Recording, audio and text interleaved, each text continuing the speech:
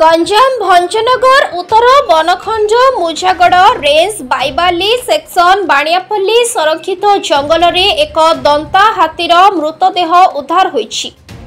हाथीर सठिक कारण जଣାपड़ी नाही। शरीर खूब रक्त बहुथिबारु एहाकु शिकार करा जायथिबा संदेह होईछि। खबर पाई डीएफओ हिमांशु शेखर महांती विभागीय कर्मचारी सहित घटनास्थल रे पहुंची।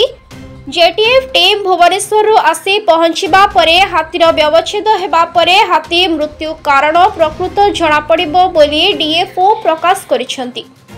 हाथीटी 2 दिन पूर्वरु मृत्युवरण करुथिबा अनुमान करा जाउछि। बणियापल्ली गाँ निकटस्थ बाईबेली कंपार्टमेंट नंबर 6 रे गोटे सब अडल्ट मेल रो डेथ हो जाइए। मतन इनक्वारी चली जॉइंट टैक्स फोर्स भुवनेश्वर आसुँच एवं भेटनारी डॉक्टर डका रिक्वेशन दिखाई मैंने आसला डिटेल जना पड़े। हाथी 15 वर्ष 15 वर्ष सब अडल्ट